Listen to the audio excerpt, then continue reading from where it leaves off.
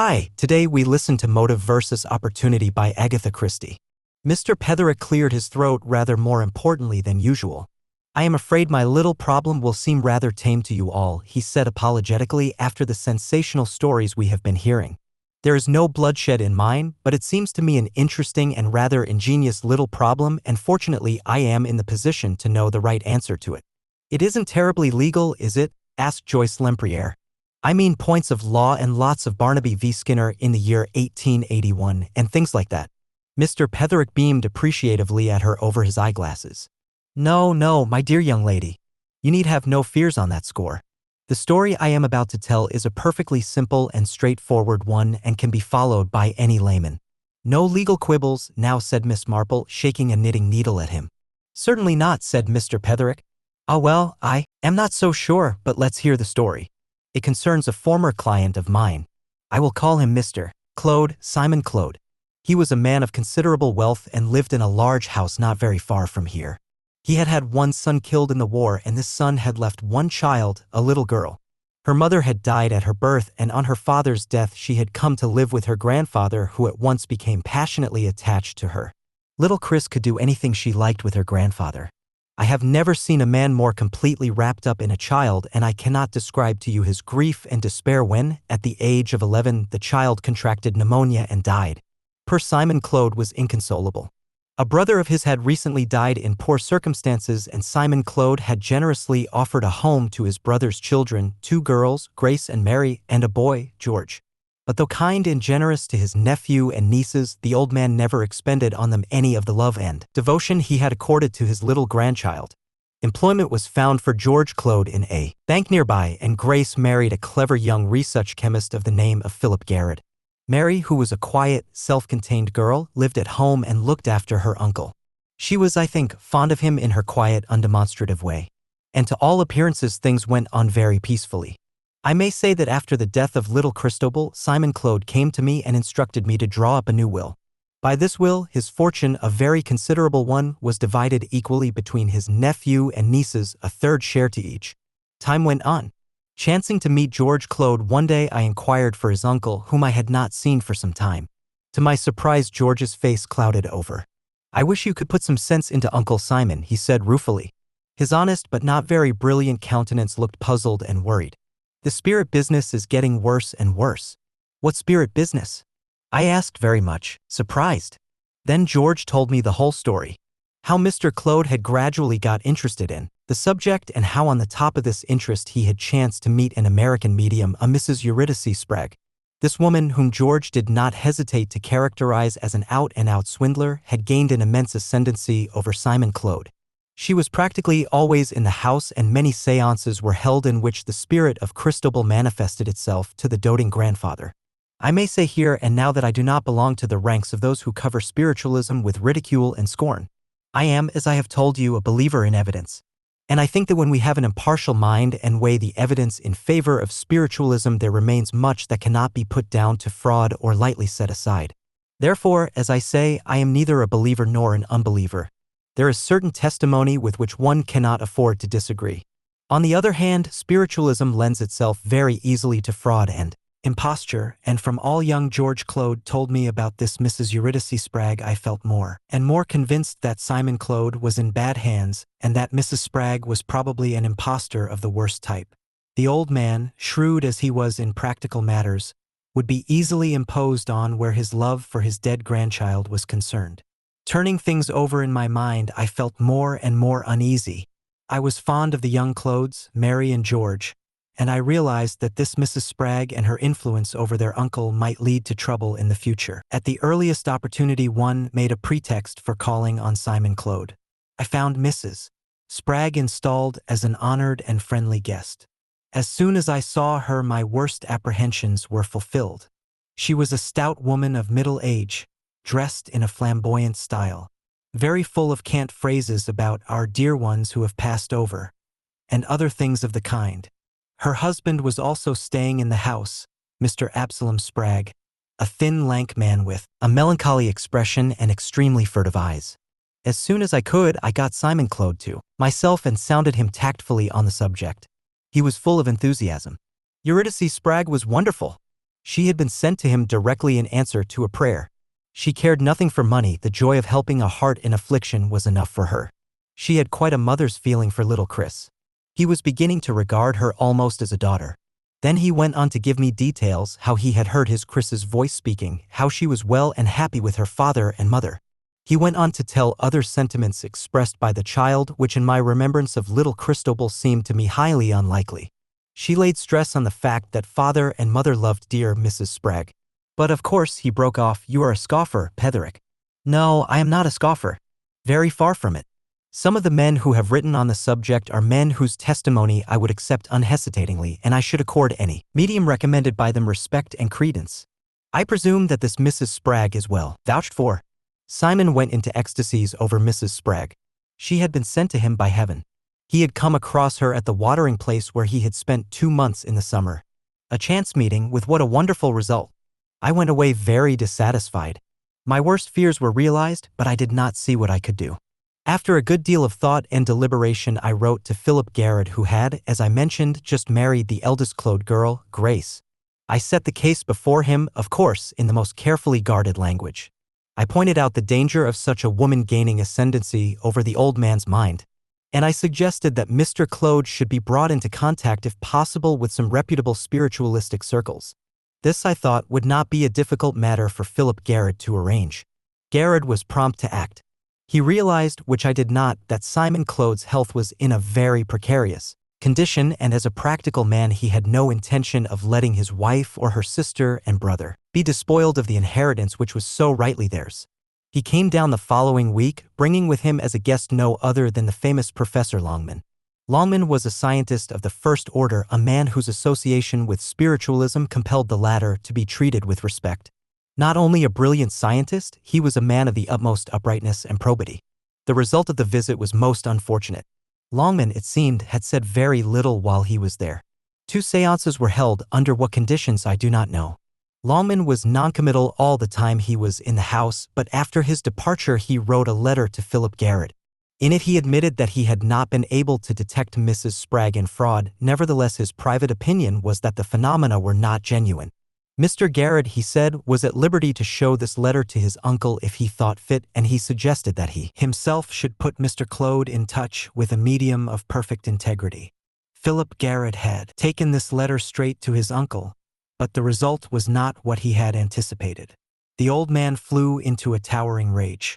It was all a plot to discredit Mrs. Spragg, who was a maligned and injured saint. She had told him already what bitter jealousy there was of her in this country. He pointed out that Longman was forced to say he had not detected fraud.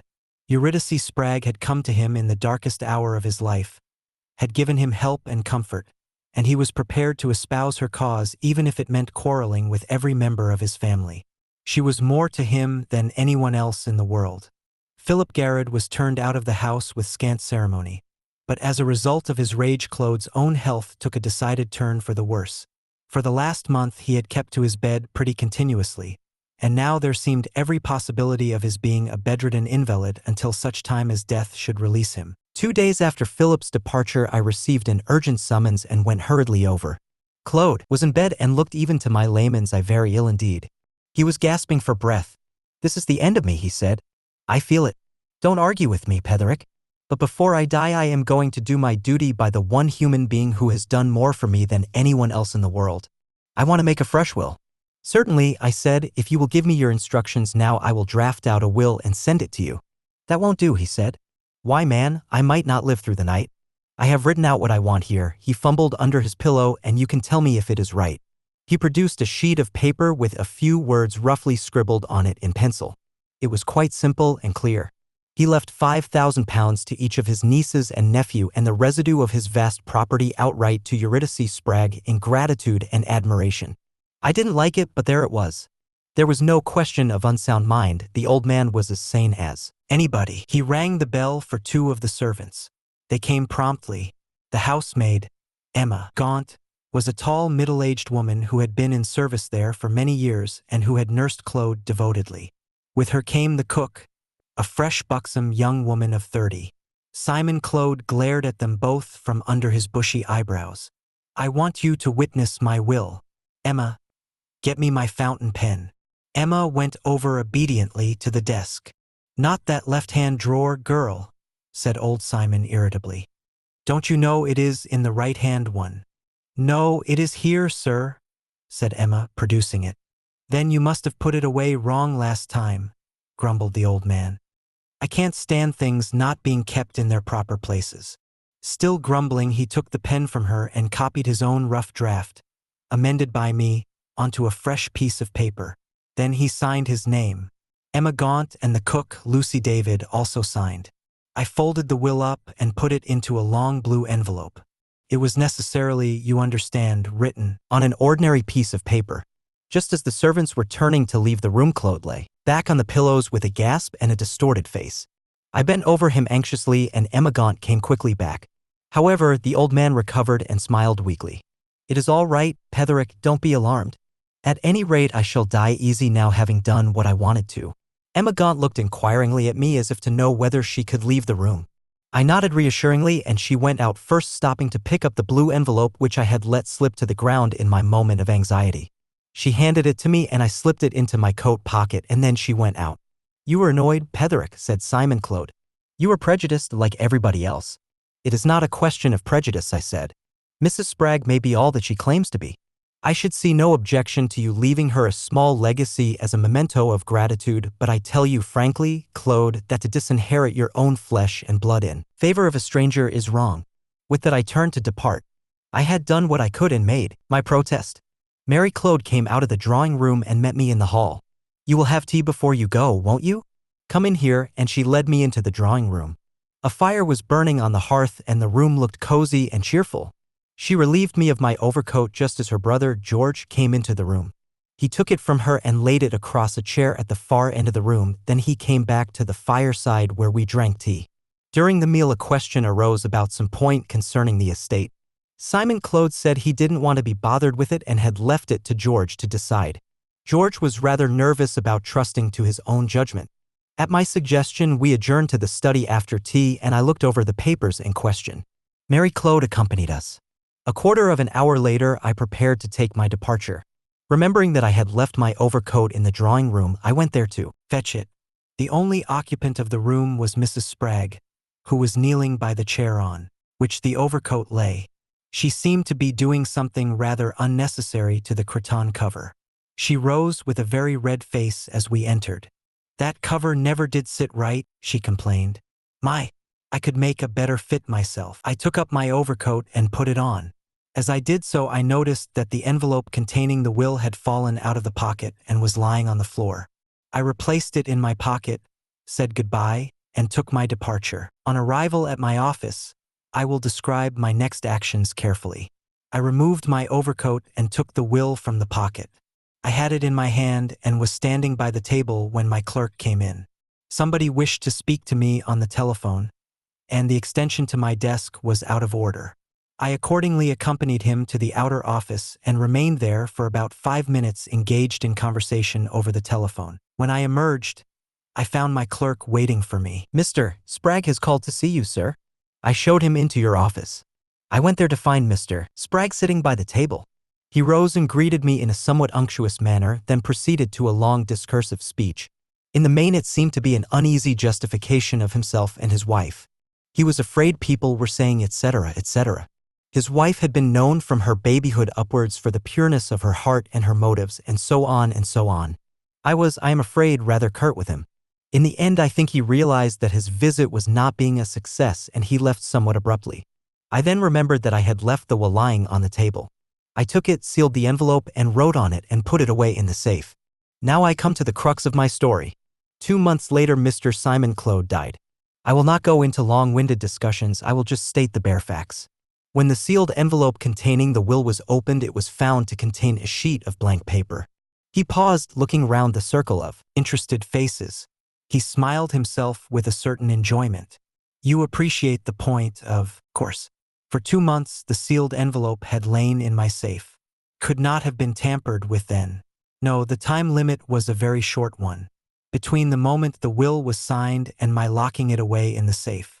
Now who had had the opportunity, and to whose interests would it be to do so? I will recapitulate the vital points in a brief summary. The will was signed by Mr. Claude, placed by me in an envelope, so far so good. It was then put by me in my overcoat pocket. That overcoat was taken from me by Mary and handed by her to George, who was in full sight of me whilst handling the coat. During the time that I was in the study, Mrs. Eurydice Spragg would have had plenty of time to extract the envelope from the coat pocket and read its contents and, as a matter of fact, finding the envelope on the ground and not in the pocket seemed to point to her having done so. But here we come to a curious point. She had the opportunity of substituting the blank paper, but no motive. The will was in her favor, and by substituting a blank piece of paper, she despoiled herself of the heritage she had been so anxious to gain. The same applied to Mr. Spragg. He, too, had the opportunity. He was left alone with the document in question for some 2 or 3 minutes in my office. But again, it was not to his advantage to do so. So we are faced with this curious problem. The two people who had the opportunity of substituting a blank piece of paper had no motive for doing so, and the two people who had a motive had no opportunity. By the way, I would not exclude the housemaid, Emma Gaunt, from suspicion. She was devoted to her young master and mistress and detested the Spraggs.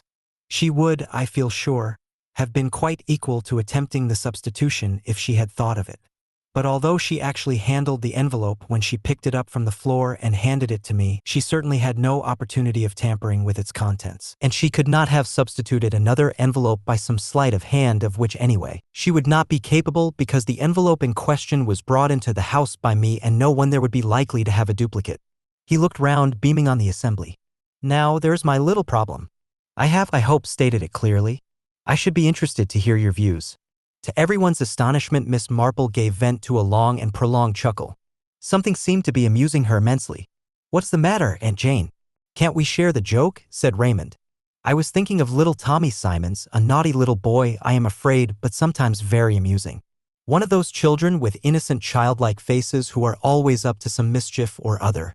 I was thinking how last week in Sunday school he said, 'Teacher, do you say yolk of eggs is white or yolk of eggs are white?' And Miss Durston explained that anyone would say yolks of eggs are white or yolk of egg is white, and naughty Tommy said, 'Well, I should say yolk of egg is yellow.' Very naughty of him, of course, and as old as the hills. I knew that one as a child." "Very funny, my dear Aunt Jane," Raymond said gently, "but surely that has nothing to do with the very interesting story that Mr. Petherick has been telling us." "Oh yes, it has," said Miss Marple. "It is a catch. And so is Mr. Petherick's story a catch. So like a lawyer." "Ah, my dear old friend." She shook a reproving head at him. "I wonder if you really know," said the lawyer with a twinkle. Miss Marple wrote a few words on a piece of paper, folded them up and passed them across to him. Mr. Petherick unfolded the paper, read what was written on it, and looked across at her appreciatively. "My dear friend," he said, "is there anything you do not know?" "I knew that as a child," said Miss Marple. "Played with it too." "I feel rather out of this," said Sir Henry.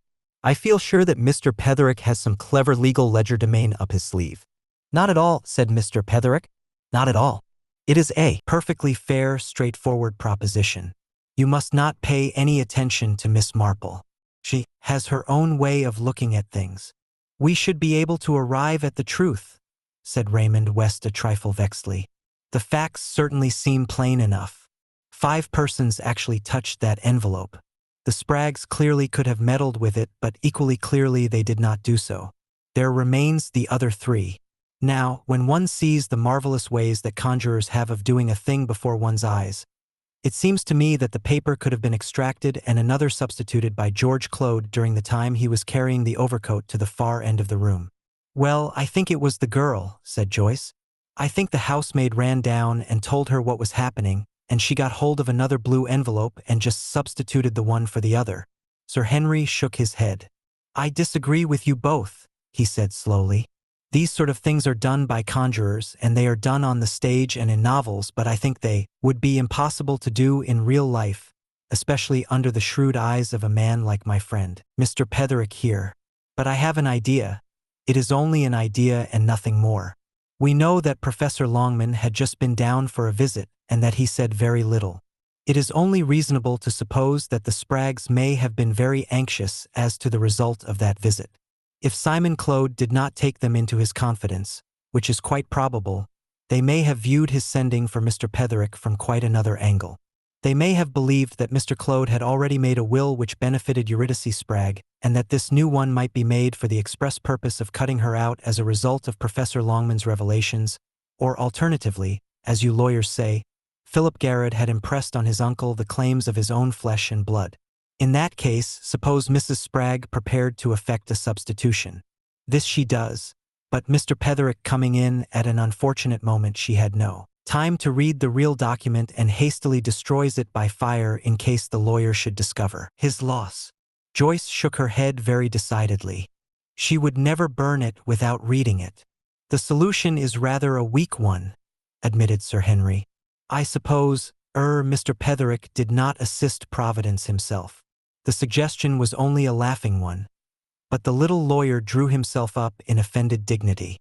A most improper suggestion, he said with some asperity. What does Dr. Pender say? Asked Sir Henry. I cannot say I have any very clear ideas. I think the substitution must have been effected by either Mrs. Spragg or her husband, possibly for the motive that Sir Henry suggests. If she did not read the will until after Mr. Petherick had departed, she would then be in somewhat of a dilemma, since she could not own up to her action in the matter. Possibly she would place it among Mr. Claude's papers where she thought it would be found after his death. But why it wasn't found I don't know. It might be a mere speculation, that Emma Gaunt came across it and out of misplaced devotion to her employers deliberately destroyed it. I think Dr. Pender's solution is the best of all, said Joyce. Is it right, Mr. Petherick? The lawyer shook his head.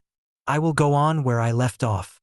I was dumbfounded and quite as much at sea as all of you are. I don't think I should ever have guessed the truth. Probably not. But I was enlightened. It was cleverly done, too. I went and dined with Philip Garrett about a month later, and in the course of our after-dinner conversation, he mentioned an interesting case that had recently come to his notice. I should like to tell you about it, Petherick, in confidence, of course. Quite so, I replied. A friend of mine who had expectations from one of his relatives was greatly distressed to find that that relative had thoughts of benefiting a totally unworthy person. My friend, I am afraid, is a trifle unscrupulous in his methods. There was a maid in the house who was greatly devoted to the interests of what I may call the legitimate party. My friend gave her very simple instructions. He gave her a fountain pen duly filled. She was to place this in a drawer in the writing table in her master's room, but not the usual drawer where the pen was generally kept. If her master asked her to witness his signature to any document and asked her to bring him his pen, she was to bring him not the right one, but this one which was an exact duplicate of it. That was all she had to do. He gave her no other information. She was a devoted creature and she carried out his instructions faithfully. He broke off and said, I hope I am not boring you, Petherick. Not at all, I said. I am keenly interested. Our eyes met. My friend is, of course, not known to you, he said. Of course not, I replied. Then that is all right, said Philip Garrett. He paused, then said smilingly, you see the point? The pen was filled with what is commonly known as evanescent ink, a solution of starch and water to which a few drops of iodine has been added. This makes a deep, blue-black fluid, but the writing disappears entirely in 4 or 5 days. Miss Marple chuckled. Disappearing ink, she said. I know it. Many is the time I have played with it as a child. And, she beamed round on them all, pausing to shake a finger once more at Mr. Petherick.